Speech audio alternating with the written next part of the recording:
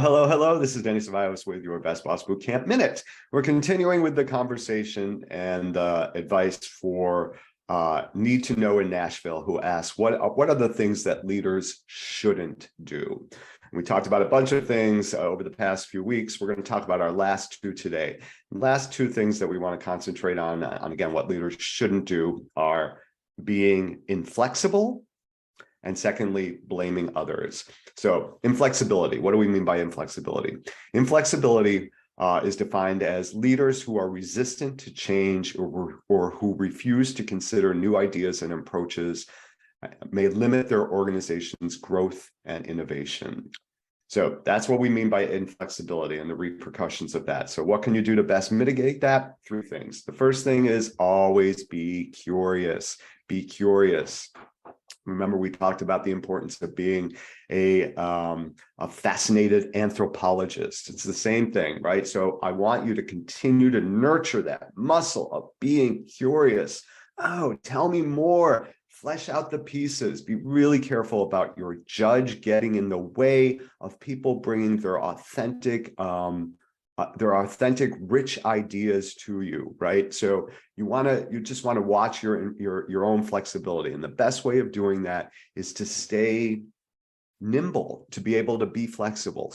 So to be curious, and also practice something called leadership by invitation, right? So a lot of times we think of leadership as being that you're pushing things along, you're moving things along. And leadership is more about pulling. It's about inviting. It's about motivating, inspiring.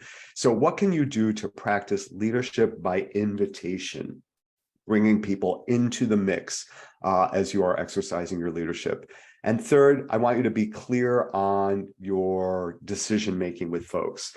In other words, when you are in the process of making decisions, if you need to make a decision, upfront, say to your folks, are we going to be arriving at this by consensus, where everybody has an equal say in the matter? Are we going to be doing this by directive, where I'm going to be happy to tell you what's going on and these are the reasons why? Or am I going to be making that decision by consulting with you, meaning that I'm going to be asking for your input and your opinions, but I'm going to be holding the bottom line and how that decision is made. So you can really combat this notion of inflexibility by being super clear with your own decision-making process for the particular decision up front. Make sure to do it up front. Now, the second thing that we were talking about avoiding today is blaming others. So leaders who consistently blame others for problems and mistakes may create a culture of fear and mistrust among their followers. So three things I want to suggest to you to really combat that. The first is differentiate between explain and excuse. Differentiate between explain and excuse. So as you or other folks are blaming or putting the responsibility on folks, make sure that you're clear about whether you are explaining the situation or you're excusing the situation. Oftentimes when I'm working with clients, I ask them, are you explaining or excusing? And it really moves the onus of the blame, of the responsibility away from others and more on ourselves. I'm explaining, right? I'm not excusing my bad behavior, but I am explaining it. So see if you can get into that mode of explaining versus excusing and asking others to do the same. Second thing is I want you to beware of the community of complaint phenomenon. We've talked about that before.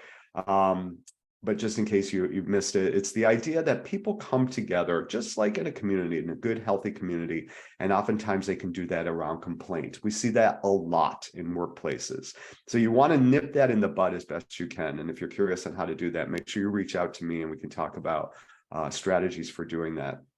But that is definitely one of the things that happens in organizations and workplaces that really supports the idea of blaming others, is that comfort level we have in complaining with each other about situations and about people. So beware the community of complaints. And then lastly, I want to stress this notion of self-accountability, right? We often talk about accountability as I am accountable to you. What we want to do is reframe that and say, how can I support you to be accountable to yourself? right? So leaders who refuse to take responsibility for their mistakes or who fail to hold themselves accountable to their team members can create a culture of blame and finger pointing. So we want to really nurture for ourselves and for our teams, for our organizations, for our people, self-accountability. What is it that you are committing to, that you are promising, and how can I best support you in holding yourself accountable? That will really help in really moving away from blaming others and just holding accountability as a yoke that we all carry. All right.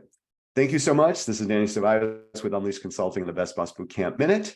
By all means, reach out to me if you have any questions about anything that we've talked about today or over the past few weeks, and we'll see you next time for a new question. Bring them in, and if you have anything that you want to ask in terms of advice, support, tools, insights, please just shoot me over an email. Dear Danny, would love to hear from you. Bye now.